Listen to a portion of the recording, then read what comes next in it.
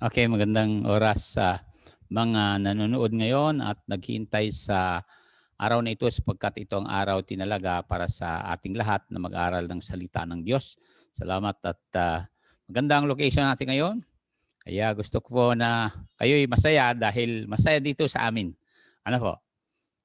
Pagpatuloy natin ang lesson natin at sigurado si Sir James Tobias Batong ay naghihintay para sa ating lesson. At ang lesson nga natin ngayon ay tungkol sa ordinary instruments in the hand of the Almighty God. Ano po? At nakuha na natin yung ordinary citizens, ano po, who are, who are really willing to serve the Lord. Ano po? Ayan. So, punta tayo dito sa ating verse muna and then may clippings ako mamaya pakita sa inyo para maintindihan ninyo na nasa last days na tayo na po. Ganda na rin na tayo ay ready para sa second coming. And habang nandirito tayo ay dapat marami tayong madala sa paanan ng ating Panginoong Jesus. Okay, kung nandyan kayo ay basahin na natin ang ating verse 1 to 3 ho ito. 1 to 3 mga kapatid. Okay, mga Kristiyano, basahin natin. Ready, read. If ye then be risen with Christ, seek those things which are above, where Christ sitteth on the right hand of God. Set your affection on things above, not on things on the earth. Look at verse 3. Dito tayo kukuha ng lesson natin sa verse 3. For you are dead, and your life is hid with Christ in God. So you are dead, sabi niya, and your life is hid with Christ in God. So punta tayo sa section na yan na bilang instrument ng Diyos sa Almighty Hand of God ay dapat, sabi niya rito, pagkan ito okay? Ordinary. Ayan, tayo naman ordinary Ordinary instrument in the hand of God. Okay?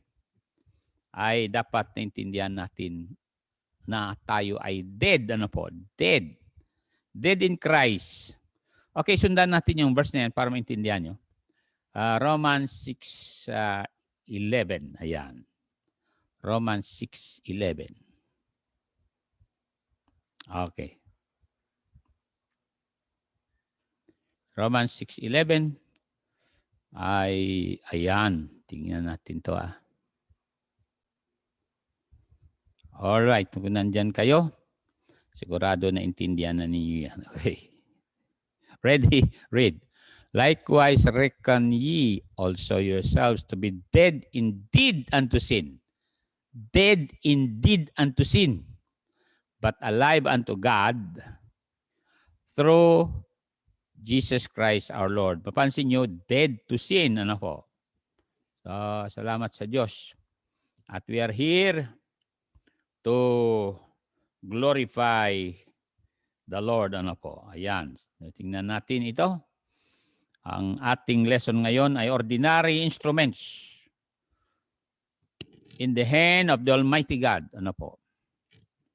Ay ganito yan mga kapatid. Tulad ng mga nauna na. Ano po? Okay? Yan, funeral ito. Okay. Okay, ito Sir James, ilusulat mo ito. We are not afraid. Tapos na tayo sa we are not afraid to be forsaken Iwanan man tayo, sino man dyan, iwan sa atin, mga membro ano po, o sino dyan, hindi tayo tatakot na po.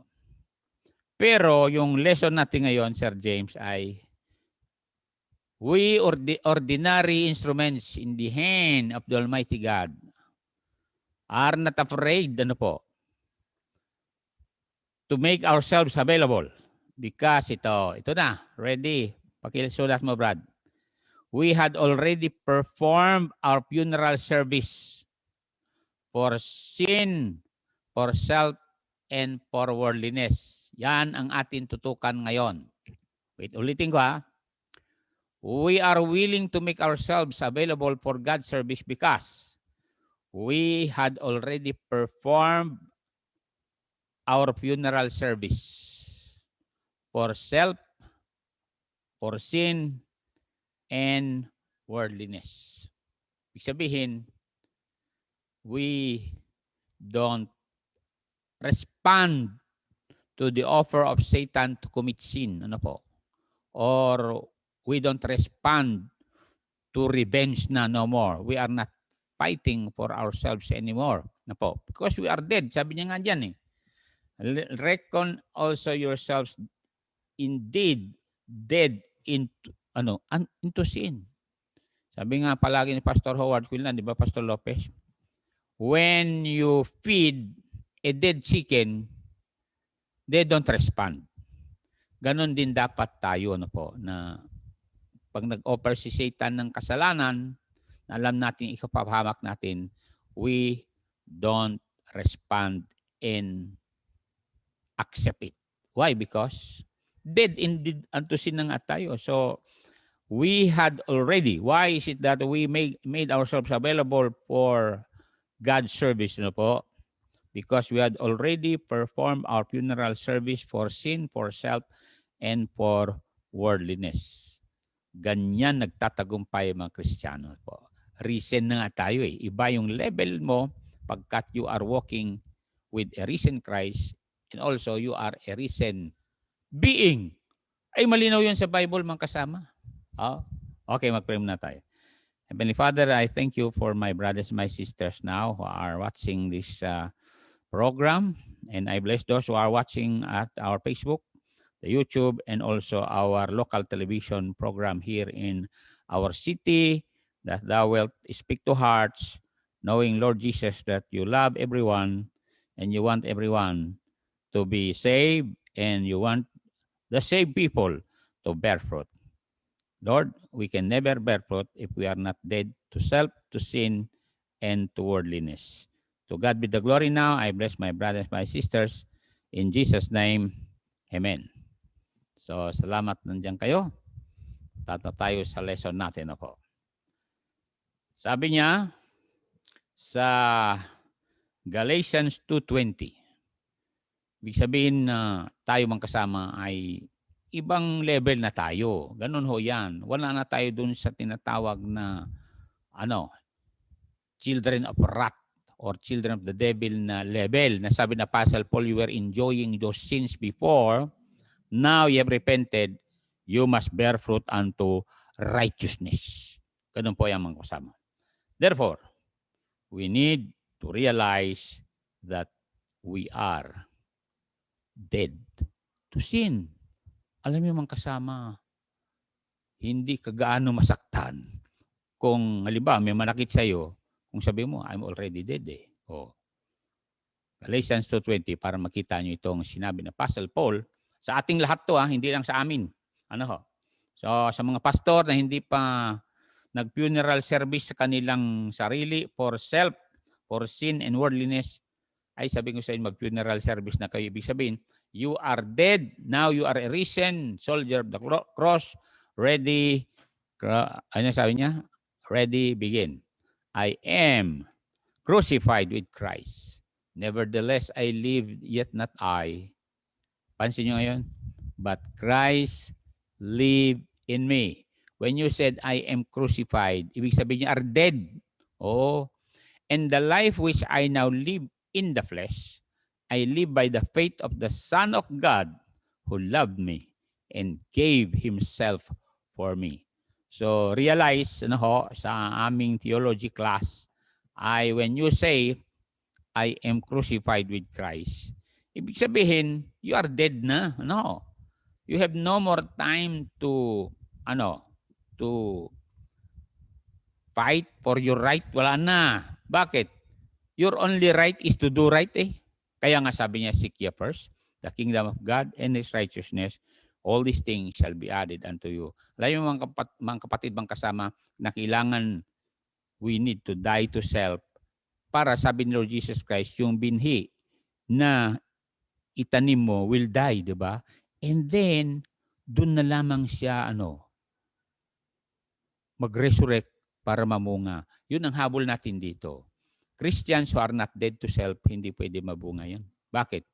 They want to please the world, they want to please others, and they want to enjoy sin for a season. And I encourage you to do that, mga kasama, sapagkat isa sa mga inaasahan kong darating sa ating panahon, ano po, maliban sa Russia ay nandyan na sa Syria, ay ito. Ito yung hinihintay ko darating. Itong mapapanood nyo. Panoorin natin. Closer than we think. Ano sabi niya dyan? Tingnan natin. There are always two ways to look at something. Always two sides to every story. And you need to hear both before arriving at a conclusion.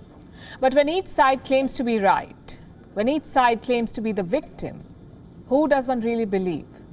This is a question the world faces today as the streets of Jerusalem and Gaza echo with sounds of gunfire and warning sirens. The clashes which began weeks ago are showing no signs of abating. On one side are the Palestinians who claim to be fighting for their land. On the other side is Israel, which claims to be only protecting itself from Palestinian aggression. The story is more complex than what meets the eye. This is not just a clash between a few protesters and a few troops over a few blocks of land. This has become a clash of civilizations, of two people who've always been at odds with each other. And this clash could soon engulf the entire region if both sides do not reach a consensus. Let me begin with the latest. The exchange of fire between Palestinian militants and the Israeli military continues. On Monday night, more than 300 rockets were fired from Gaza towards Israel. Most of them were intercepted by Israel's Iron Dome system.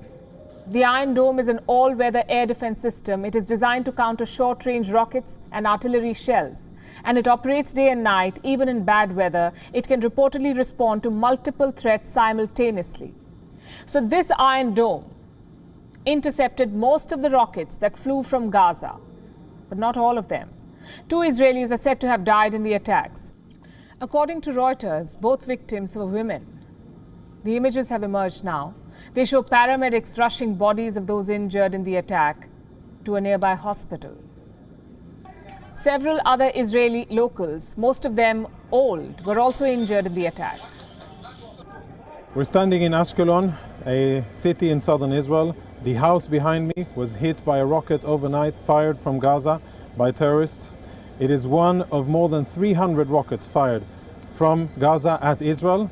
Fortunately, more than 90% of rockets have been intercepted by the Iron Dome, but unfortunately, one got through and caused light injuries in Israel.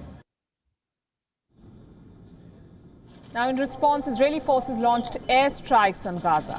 A total of 150 rockets are said to have been fired. The Hamas-run Palestinian Health Ministry says 25 people, including 9 children, died in the strikes. 108 others were reportedly wounded. The suffering is the same on both sides. Similar visuals have emerged from Gaza. They show women and children crying and running for cover. They show people rushing for medical supplies. Among the children who died was an 11-year-old boy. Hundreds of mourners attended his funeral. Why did you kill him? They kill and there is no one to make them answer for it. Okay. The whole Pinalabas ko lang yan mga kapatid dahil ito ang hinihintay ko talaga mangyari. Ano po? Sa Bible prophecy kasi, ang pag-aawayan talaga Jerusalem. Ano po? Mantangin mo, hindi pag-aawayan ng Washington DC, hindi pag-aawayan ang New York o Manila o Tokyo o Hong Kong o London, hindi pag-aawayan. Ayon sa Bible prophecy, ang pag-aawayan talaga Jerusalem at buong sanglibutan magagalit sa Israel dahil ginawa ng Israel ang Jerusalem as their capital. And noong 1967, natalo yung mga Arabs, kaya pinalis. Ngayon, may mga Arabs na naiwan dun sa East Jerusalem na ayon sa Supreme Court ng Israel dahil conquered yan, it should belong to Israel. Kaya lang, ayaw ng mga Palestinian. At ngayon, yun ang issue ngayon. Bakit may gulo si Israel? Ano po? Tatayo sa Karaya 12 verse 1. Kaya nga kinakailangan mga kasama, we are dead to sin, to self, to worldliness, para gamitin tayo ng Diyos. Paano tayong gamitin ng Diyos kung Kristiyano tayo kung linggo, pagdating ng Lunes hanggang Sabado, alsado tayo, sabi sabi nga, Pastor Guerrero Kabayo gali mo. O ibang amoy mo, iba kasama mo. O, kala mo mani-mani lang kasalanan. Wala magalit ang Diyos diyan. Nandiyan kayo, Sakaraya 12:1. Okay? 12 verse 1. Yeah. Okay, tignan niyo ito Sakaraya chapter 12 verse number 1. Sabi niya rito, the burden of the word of the Lord for Israel, saith the Lord, which stretched forth the heavens and layeth the foundation of the earth, and formeth the spirit of man within him. Look at verse 2 na. Ito na. Verse 2. Yan na. Yan na mga kapatid. Ito ang hinihintay ko noon pa na mangyari, and ibig sabihin nasa countdown period na tayo. Ano po? Kaya magkakagulong sanglibutan na sa Amerika, kung narinig ninyo yung cyber attack na naputol tuloy ang pipeline ng gasoline from New Jersey yan to Texas 5,500 miles kahaba nun na cyber attack na pahinto. Kaya ang kasama, we are now in a world war. Kaya lang ang focal point talaga ng problema ay dito sa verse 2, ready read. Behold, I will make Jerusalem a cup of trembling unto all people. Pansin nyo? All people round about, when they shall be in the siege both against Judah and against Jerusalem. Look at verse 3. Tantas verse 3. Ito na yon, in that day, ito na ang panahon natin. In that day will I make Jerusalem a burdensome stone for all people.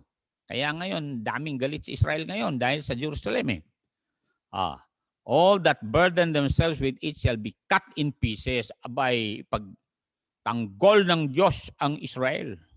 Though all the people of the earth be gathered together against it. Pansin nyo, all people of the earth. Ngayong panahon lang ni President Joe Biden, nag-against si Joe Biden sa Israel. Tingnan yan Kaya magkasama, pag nagkaroon na ng tinatawag na guluyan, abay tuloy-tuloy yan, mga kasama. Tuloy-tuloy yan dahil ito nga, sabi ng Israel wala kaming kasalanan, bakit pinapalipad ninyo yung mga raket punta sa amin? O ngayon, what you sow, you reap, sabi ng Israel, taniman nyo kami ng isang raket, 100 raket ibalik namin sa inyo. Kaya yon, nadudurog na yung Gaza Strip. So, gusto ko po mga kasama na tayo lahat ay talagang self-denying. Self-denying. Ibig sabihin, huwag nang mamuhay para sa sarili natin, kundi para sa Diyos. Kaya nga, sinasabi ko sa mga pastors, kayo mga pastors, mga kasama ko, you should understand that you are slave of Jesus Christ. Slave. Ibig sabihin, kung slave ka, kahit anong gawin sa'yo, sunod ka na lang. Pastor naman, the word mang kasama na nabanggit yan ay prisoner. Prisoner tayo, mga kapatid. Ibig sabihin, prisoner, you are only limited to a certain area. Kaya nga, we don't go beyond the boundary of morality.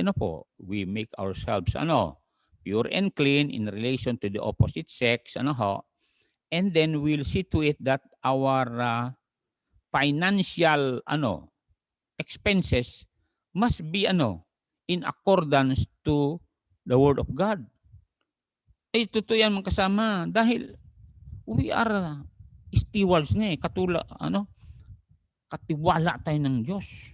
Mapansin nyo dito sa Philemon 1:1 na tayo mga pastor at kayo na misis ng pastor ay intindi nyo ang mister nyo ay talagang for God yan.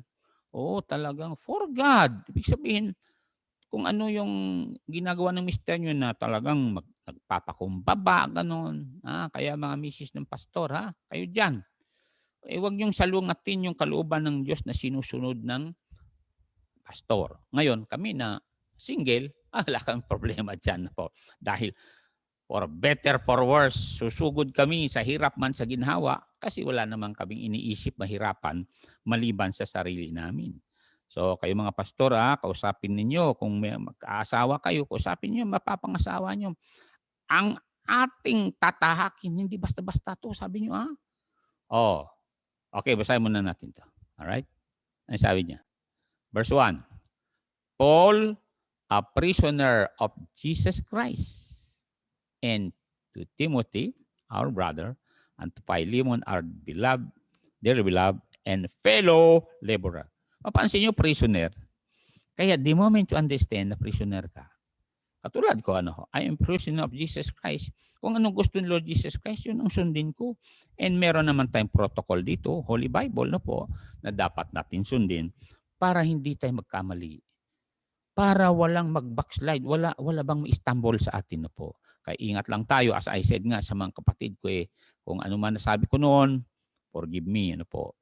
Sa mga tao, halimbawa, nag-preach ako dyan, nasaktan kayo, na-offend kayo, hindi forgive na lang, forgive and forget. Dahil Christian tayo na po. Kasi sa kababasa ko sa scripture sa James, we either offend someone the way we act or the way we talk. And all we have to do as spiritual people ay to forgive and forget. So, a prisoner of the Lord Jesus Christ. Sabi nga ni Elon Musk, kilala si Elon Musk. Siya ang gumawa ng rocket papunta sa Mars. Sabi ni Elon Musk, those who volunteered to go to Mars, lahat daw nag-volunteer punta sa Mars, kinakailangan may funeral service bago alis. Dahil hindi na raw sila babalik. At mag-iwan ng $5 million sa magulang. You see? Kasi yun ang parang bayad nila . Tingnan nyo, mabuti pa sila. May gano'n.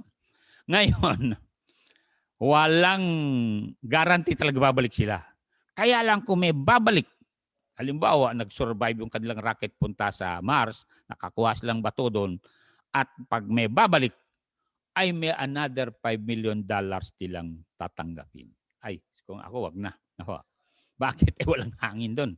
Kaya lang tayo, pakinggan niyo ako mga pastor, o kaya mga Kristiyano, we are already dead to sin, to temptation. Kaya nga, lead us not into temptation, but deliver us from evil. Sabi ng Word of God. So, tayo ngayon, na nasa brink of the hour, we need to be dedicated to the Lord. Pakinggan natin, sabi ni Paul, in relation to, dead to sin, to self, and to the world. Yung natawag na mga kasalanan ng sanglibutan, we need to really, avoid those, Okay? 2 Corinthians 5:15. Pakinggan natin to. Kaya, we who are already following the Lord had performed our funeral service. Ibig sabihin, no turning back na ito. Na kayo, mga batid. Basahin natin. Okay? Ready, read. And that Christ died for all, that they which live should not henceforth live unto themselves. Okay? Narinig yan. But unto him which died for them and rose again. Ganon yan mga kasama. Kaya tayo na sumunod na sa Panginoon, talagang no turning back na ito. At sabi na Apostle Paul, kahit anuman ang ating harapin, tiisin natin. At ang kagandahan nun, pag filled with the Holy Spirit ka, naintindihan mo na ngayon yung dead. Dead to sin, dead to self, and dead to the world. Kung ano man offer ng world ngayon, katulad ni Moses. Remember si Moses, when Egypt offered all the riches, the pleasures of Egypt. Siyang sample why we need to be dead to worldliness. Kinggan natin, Hebrews chapter 11. Kinggan natin yan mga kapatid para maintindihan natin na pwede pala natin tanggihan ang kasalanan, ang self-exaltation and worldliness. Kung nandiyan kayo, ay sabi niya sa verse number 24 hanggang 27. Tingnan natin to. 24 to 27. Tingnan niyo ito, Kaya ganun din tayo. We need to refuse the offer of the world. Ano? To live with someone who is not your husband or to live with someone who is not your wife. Ayaw ng Diyos yun. Pastor, sabi nga nung nagtatrabaho dito sa huwag ka nang sabihin kung anong office ang malapit lang din sa amin. Sabi yung dalaga, ginagawa naman lahat, pastor. Yung isa nga, hawak ng isang engineer Panginoong Diyos, sabi ko, ano na lang mangyari sa Pilipinas? Kung ganyan kayo, sabi ko nga sa dalagang yun hindi nagtagal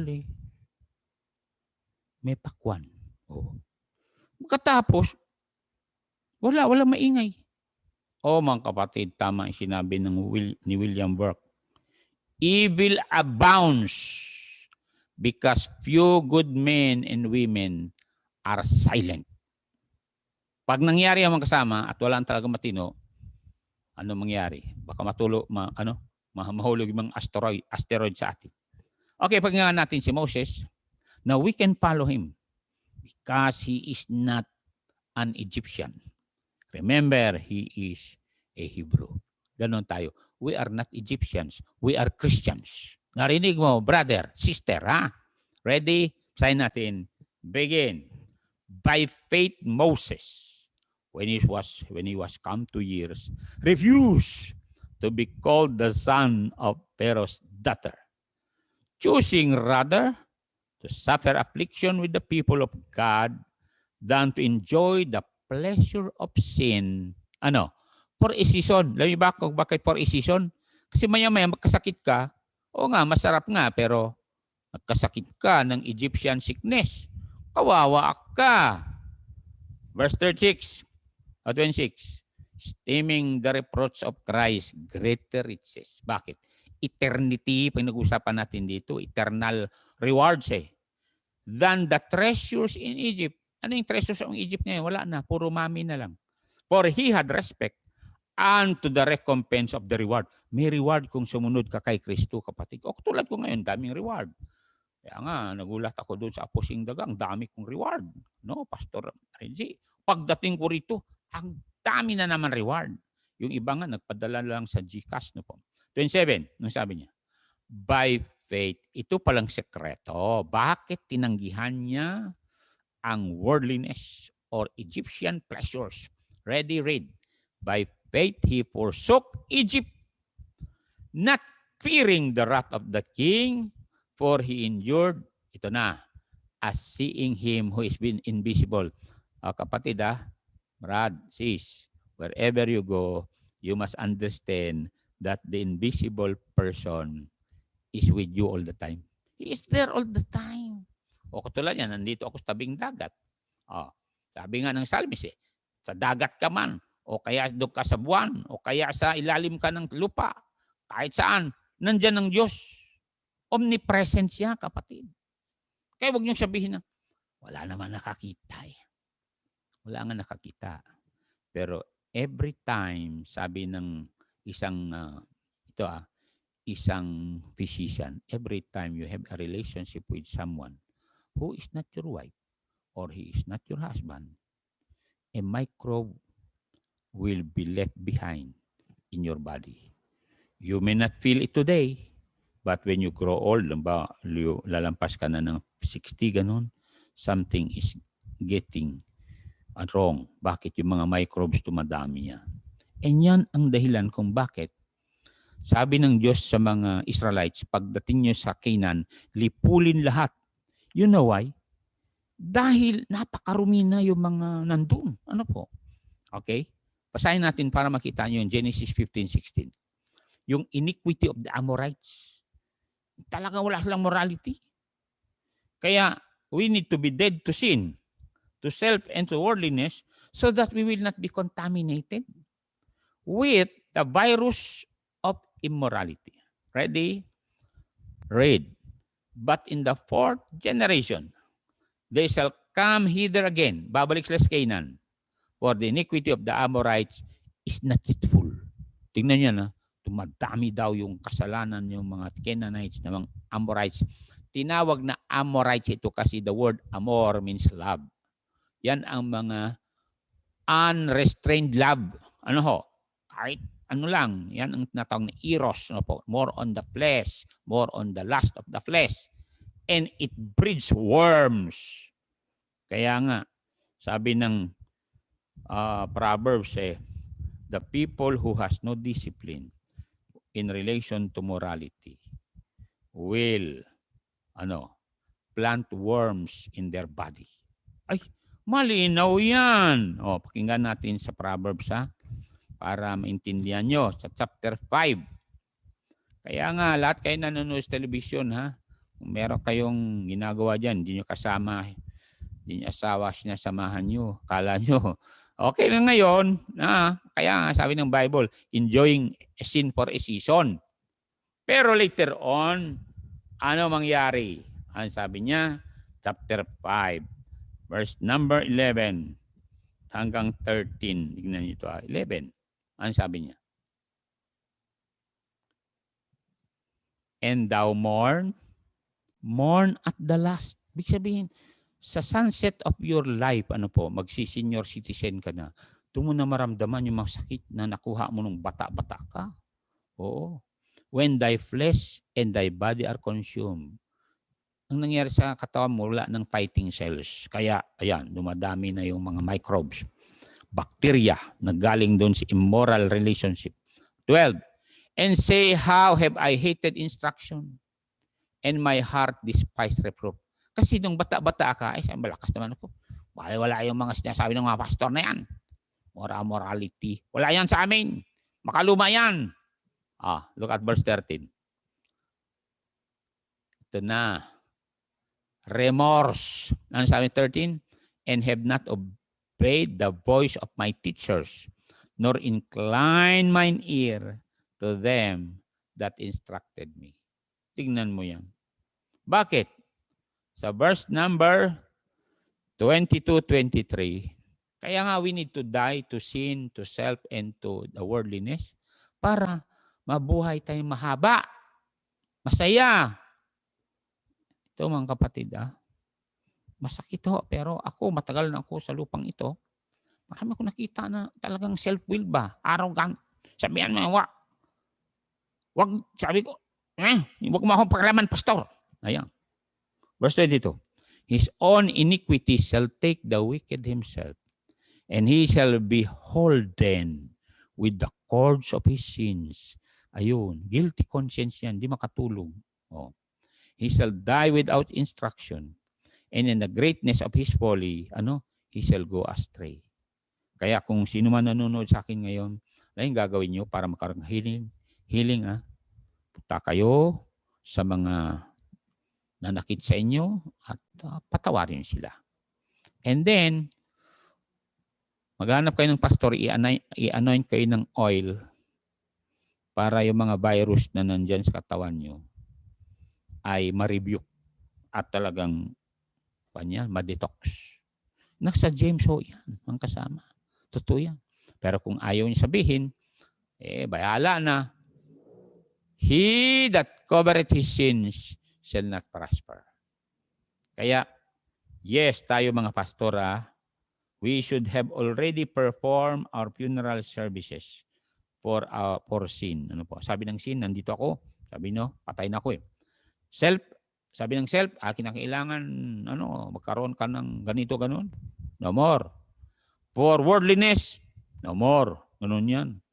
Kasi, you are a citizen of heaven. At alam niyo mangyari, dahil tayo ay resurrected being na, malinaw ho yun sa Bible. Sa Ephesians 2 verse 1, we are weakened and raised us up together with Him to walk in the Spirit. And mangyari niya mga kapatid, ang sarap mabuhay. Tingnan natin ng Proverbs 3, 1 and 2. Kaya, nasabi ko yan mga kapatid sapagkat importante na we are dead to sin, to self, and to the world. Kasi kung hindi ka dead to those things, Makikompete ka sa world kung makakita ka sa world ng bagong cellphone. Gusto mo rin bagong cellphone. Makakita ka sa world na bagong misis. Kanap ka ng bagong misis. Pero ito mga kapatid, my son, forget not my law, but let thine heart keep my commandments. What will happen? Length of days. Ibang ganda nun. Tingnan nyo ngayon ang kagandahan. When you are dead to self, to sin, and to the world, ano po? Length of days. Bakit length of days? Dahil hindi ka nga nakikikompete sa world. Long life pa. Bakit? Dahil wala kang sakit eh. Peace. Matutulog ka na wala kang nasaktan. You see? Matutulog ka na wala kang guilty conscience. Dahil humingi ka na ng tawad eh. Oo. At pinatawad mo na rin sarili mo. At sabi niya, they shall add to thee. Halimbawa, mabuhay ka lang sana ng 75, mabubuhay ka ng 85. Malakas ka pa. Ay sa totoo mang kasama, kayo bang nanonood, may mga nagtataka, bakit 67 daw ako, bakit ganito pa ako? You know why? Kasi nung 20 years old ako, nung tinanggap ko si Jesus, iniwasan ko na yung alak, sigarilyo. Ganun yan. At yung mga barkada ko noon na nagpapainom sa akin, iniwasan ko na rin siyempre. Kasi kung hindi iwasan mga uminom, darating yung araw na, sabi no, okay pala uminom ah. Ayan. Kala mo, tubig na lang yung, hinebra. In fact, may mga tao, hindi talaga mabuhay sa isang araw kung hindi makainom. You know why? May guilty conscience. So, ito mga kapatid, true story to. Merong self-willed na isang tao. Hindi maniwala sa akin. Sabi niya, basta kami, gusto namin. Anong dead to self, dead to sin? Wala yan. Sabi nga niya, masarap nga ang sin eh. Alam niyo? Sabi niya gawin ko ang gawin ko. Ito, pakinggan niyo ako Ito ay isang babae na may mister. Sumama. May nabuo. Pakinggan niyo ako Matagal na ako sa lupang ito. Dami ko nang nakitang napahamak dahil kala nila tama ginagawa nila pero against sa moral law ng Diyos. Ngayon, nanganak. Pero don't you know, 20 years old ang anak.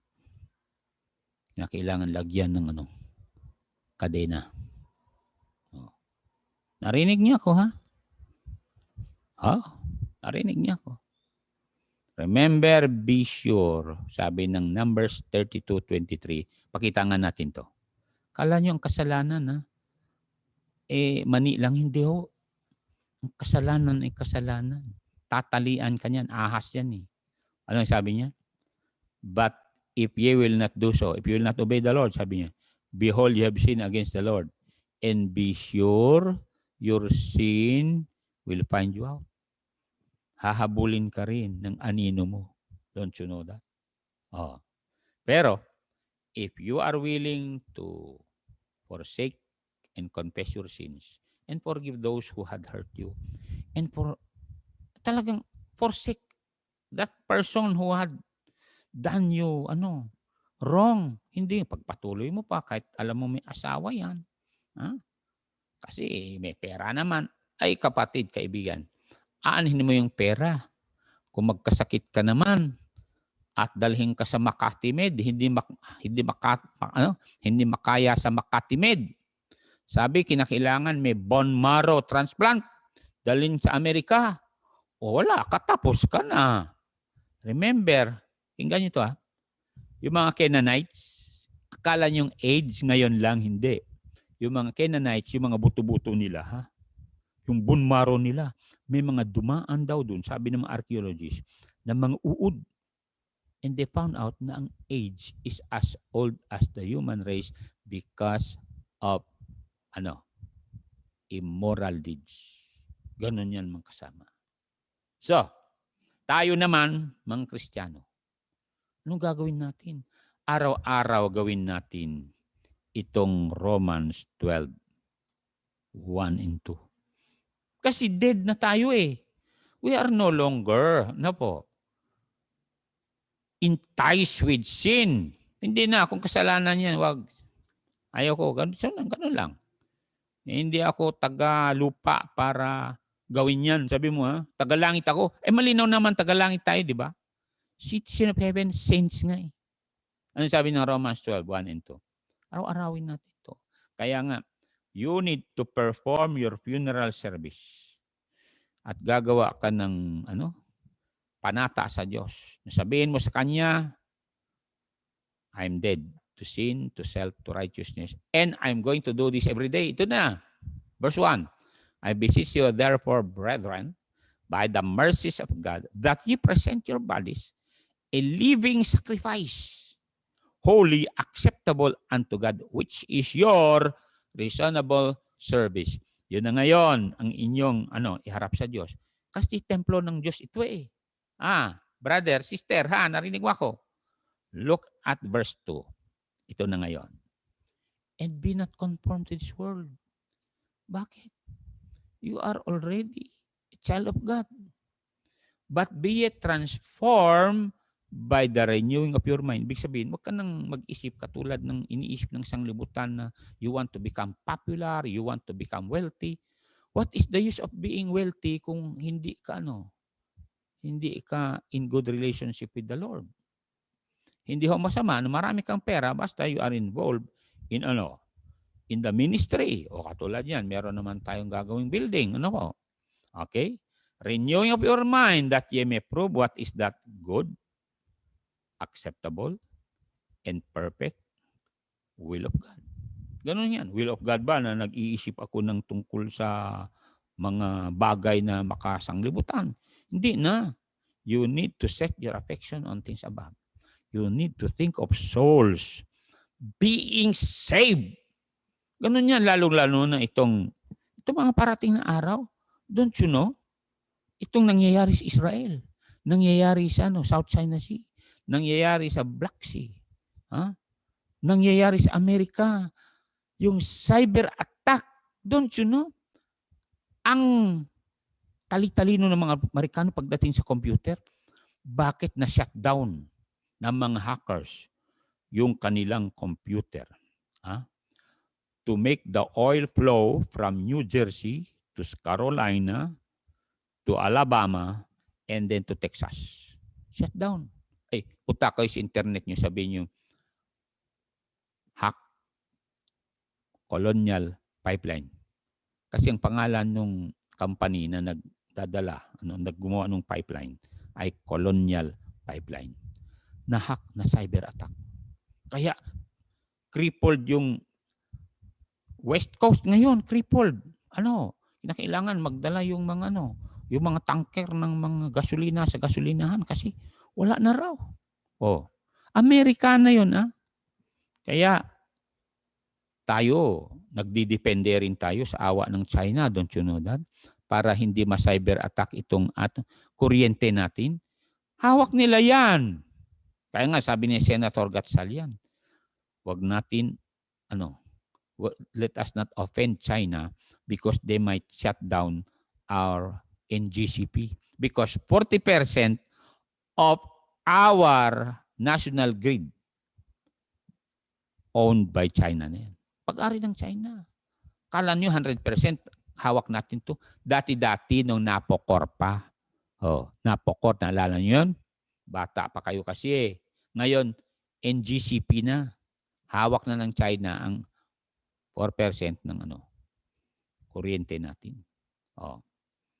Kaya mga kapatid, tayo na mga Bible-believing people, sabi niya nga rito sa Romans, tignan niyo ito, dahil nung tinanggap natin si Jesus na matay sa cross, di ba?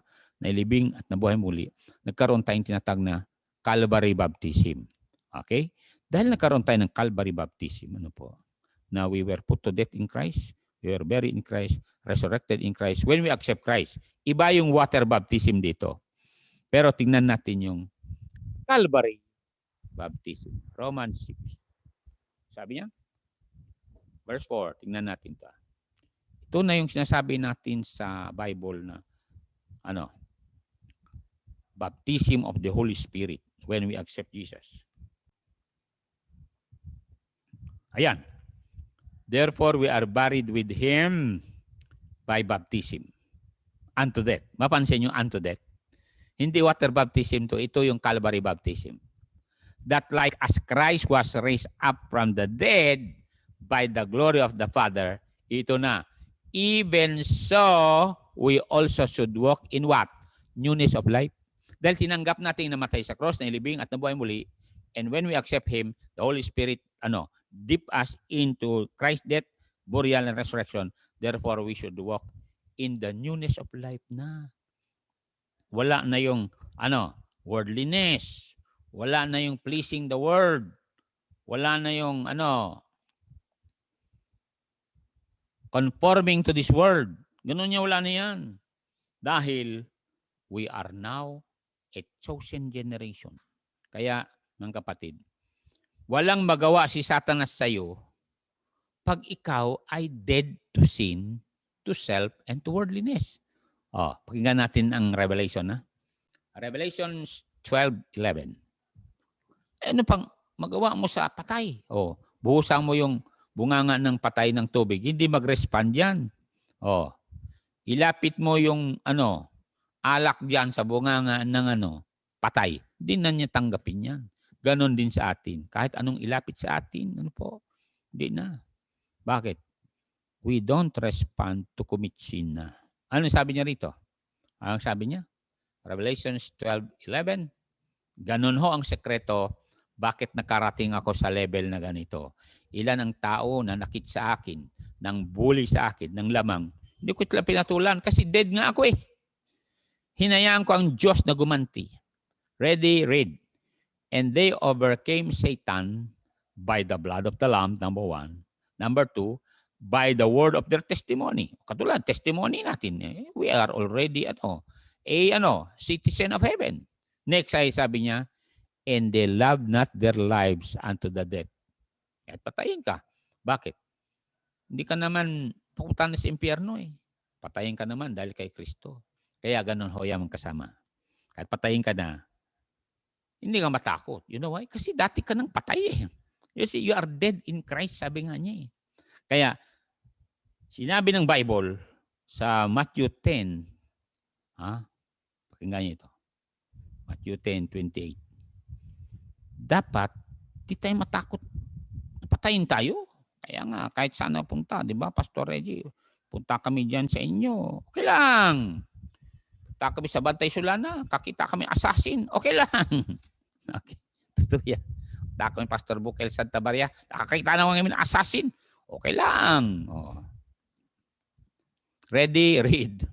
And fear not them which kill the body, but are not able to kill the soul. Okay, mga saksi ni Jehovah, iba yung body sa soul.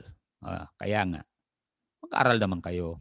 But rather fear him which is able to destroy both soul and body in hell. The word both is a conjunction yan. Yung both telling us that the soul and the body are two different entities. Aral naman kayo. Kaya tuloy niloloko kayo ng mga Amerikano sa Watchtower sa Amerika. Ayun.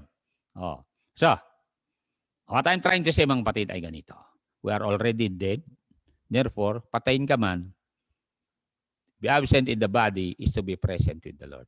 Alam niyo, itong mga Christians in the early times, they were not afraid to die. You know why? Kasi they love Jesus eh. We love Him because He first loved us. Kaya as I said, maging successful kayo mga pastor, hindi kayo mag-quit when you will perform your funeral services or service for you so that you will not be tempted with sin anymore. You will not be tempted with self-gratification, self-exaltation, and worldliness. Hindi ka na masaktan kahit maraming blessing iba. Hindi ka na masaktan kung labangan ka. Bakit? Vengeance is mine, said the Lord. Hebrews chapter 11 pala. Tingnan natin yung kalagay sa Bible na here are believers who love not their lives unto the dead. Verse 37. Ano sabi niya dito? Para ma-encourage naman tayo. Ito tingnan nyo. kung hindi ka dead to sin, dead to people who hurts you, abay, batuhin ka, anong gagawin mo? Abay, alam nyo, doon sa amin sa Cordillera, batuhin ka ng bato. Batuhin ka namin ng garinada. Katulad nangyari ngayon sa Israel, nagpapalipad yung mga Hamas ng mga rocket maliliit.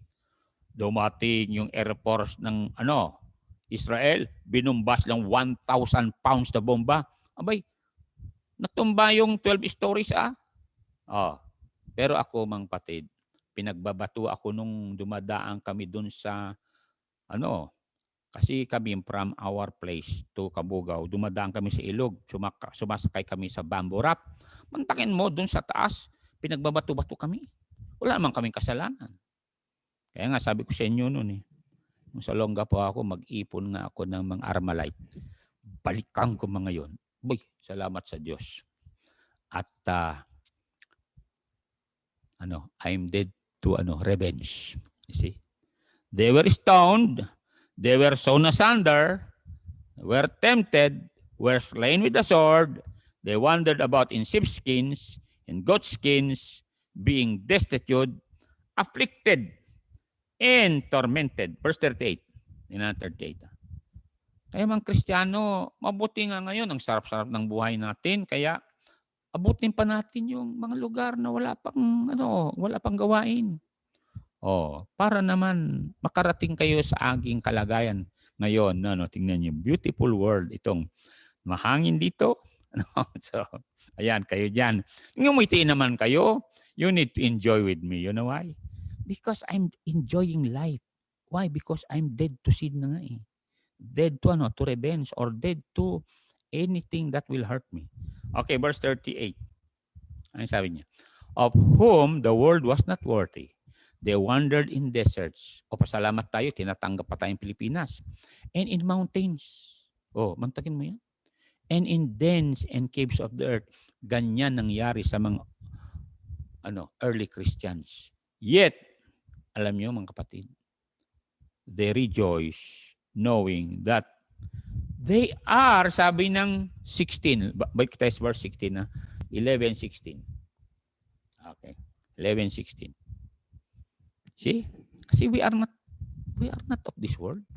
Kaya please lang, perform yung funeral service kayo mga pastor na gagalit pa kayo kung batuhin kayo. Wag na. Iwas na lang. Ano sabi niya? But now they desire a better country that is unheavenly. Wherefore God is not ashamed to be called their God, for He had prepared for them a city. When we dwell in that heavenly Jerusalem city, no more sorrow, no more senior citizen, no more death, no more funeral services, no more opposition, no more persecutors, no more deceitful workers, no more traitors. Wala na. Yun ay peace forevermore. Will not be hungry anymore. In fact, sabi ng Bible, we will live and reign with Him forever and ever. Okay, punta tayo sa last verse para naintindihan nyo na we are preparing you for eternity. Chapter 12 ng Daniel, at sabi niya rito, sa verse number 3, tayo na nag-anyaya sa inyo na magsisi at tatanggap kay Jesus. Ano sabi niya dito? Kasi hindi lang itong buhay natin. Kaya katulad tayo ni Moses, tanggihan natin yung worldliness na yan. Wala naman satisfaction yun eh. Wala eh. Kahit ilan ang boyfriend mo, girlfriend mo, o ilang beses ka dinaanan ng mga engineer na yan, o kaya attorney na yan, o kaya police na yan, wala pa rin. Bigo ka pa rin. See? Pero kung soul winner ka, diretso ka kay Jesus, at marami kang nilapit kay Jesus, ano sabi niya? And they that be wise shall shine as the brightness of the firmament, and they that turn many to righteousness as the stars forever and ever. Yun ang habol natin dito mga kapatid. We will be with God forever and ever. Pag tinanggihan mo, impyerno ka. Pero please lang kayo na hindi pa tumanggap kay Jesus. Repent of your sins. Turn from your sins na po. And accept Jesus. Sabi ng Lord Jesus, magsisisi na po ako. Buong puso kita nitatanggap. Kung ikaw naman ay nakausap ko na talagang heavy-hearted ka, nagkamali ka, why not repent and say, Lord, mula ngayon, talagang complete. Ayaw ko ng kasalanan, ayaw ko na yung selfish spirit, self-pity, ayaw ko na yung worldliness, ayaw mo ng worldliness. Tawanan man ako makaluma, basta I am following Jesus because one day, I will live with Him forever and ever. Heavenly Father, I bless this, my brothers, my sisters now. Accept our prayers for them, for their problems, for the trials. Help them to bounce back, Lord, from defeat. And Lord, bless even as we have our fellowship with the police tomorrow. Again, bless this, my brothers, my sisters. Keep them safe. I pray for my brothers, my sisters who are in foreign lands, that will keep them from COVID. And our brothers, our Filipino brothers and sisters in Israel, that they will not be hurt in this ongoing war. In Jesus' name, amen.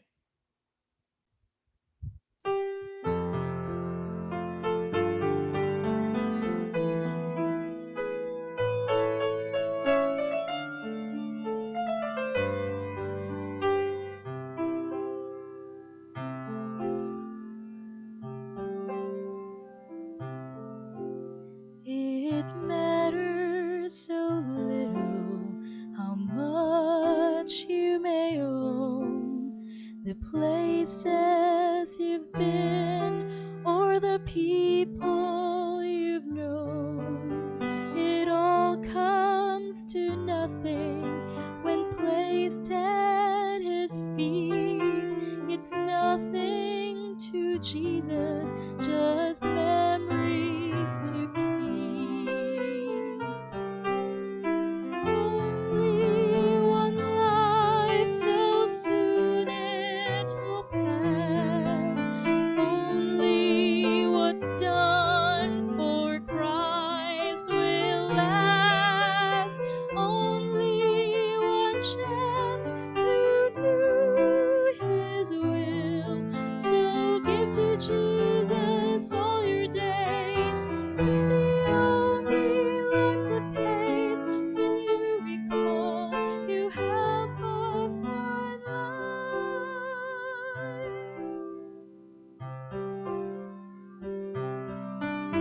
The days pass so swiftly, the months come and go, the years melt away like new fallen snow.